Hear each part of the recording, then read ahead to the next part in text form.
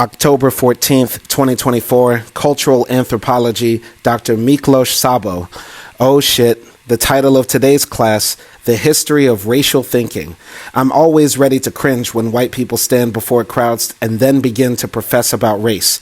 It would be much better if they publicly pontificated on whiteness itself. According to Dr. Sabo, race is not a scientifically sound way to differentiate between humans. Race is present when a defined population group is seen to have particular characteristics that are indelible, immutable, and transgenerational. Professor Sabo is going off about the Nazis' attempt to bring back an extinct species of ox, thus causing them to start the first conservation program in Europe. He's using that to clap back at Orban's famous quote that Hungarians don't want to be mixed race. Apparently in Hungary, they don't have a word for race, but rather species. Even if you had the same genetic pool of the OG Hungarians, what is extinct will never come back. Race is often based on phenotypes, but it is not essentially about color, but the assignment of indelible traits to a certain group. Ethnic groups, nationalities, and even social classes can be racialized in a particular historical moment and place. Dr. Sabo is telling the story about a Jewish professor in Shanghai and all the Chinese colleagues sucking his dick because they're impressed by how so few Jews control everything. Dr. Sabo made the point that most of the Jews murdered during the Holocaust look no different than their murderers. Unlike ethnicity or nationality, race always entails a hierarchical construction of difference.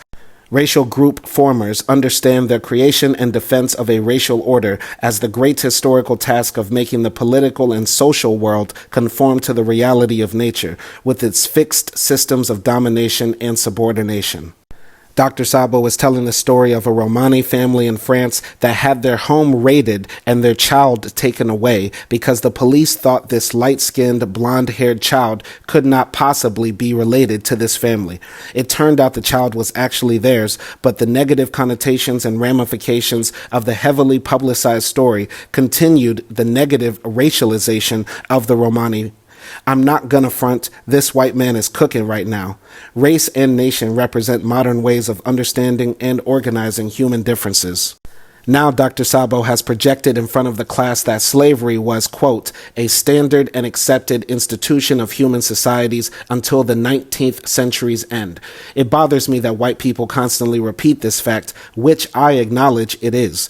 They say this to downplay chattel slavery in the Americas and its lasting effects, even though Dr. Sabo admits that it is historically unprecedented that slavery became linked to people of just one skin color. By the 18th century, only Africans could be slaves to Western colonial societies.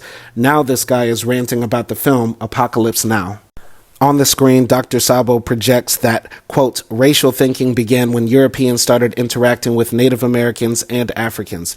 But I'm dying to ask the question about if racial thinking was already started in Europe because Europeans had ostracized and racialized Romanis for centuries before they left the continent.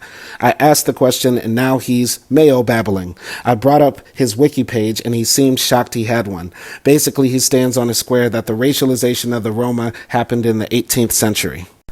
I can't get with that because the Roma were enslaved and killed specifically because of who they are, so to say they weren't racialized in that process is ludicrous. I knew it. Some white people can't be intellectually honest when talking about race. They always want to make race distant from where they are, which is part of the reason why he's talking about the creation of racialization in the Americas during colonization, as if Europeans weren't treating the Roma like a separate species for centuries. Oh God, now he's talking about who is in his family, albeit he's making a point about racism within his family. I thought he was going to say, my cousin married a Roma. He tells the story with the punchline that we've accepted so-and-so even though he's Jewish to make the point that racism can happen within families. He's continuing to talk about the creation of race in America, not saying anything new in terms of history, but dropping trivia jewels like the KKK putting money on the head of the first black male porn star to slang BBC to a pog on screen. Thomas Hobbes first broke the understanding of politics that had dominated European societies for nearly 2 millennia. He said humans exist naturally in a state of war and individuals pursue their own interest. That theory destroyed the classical political check on the distinction between virtue and barbarism, faith and sin by contributing to the secularization of thought. According to Dr. Sabo, when two cultures meet, the culture that comes out on top is the one that realizes the quickest what's different about the other. Montesquieu's division of the human species into immutable groups based on geography and climate, and he was an extreme anti-black racist. He made 4 significant moves in the direction of race thinking. 1, external characteristics. 2, physiognomy, which is outward appearance.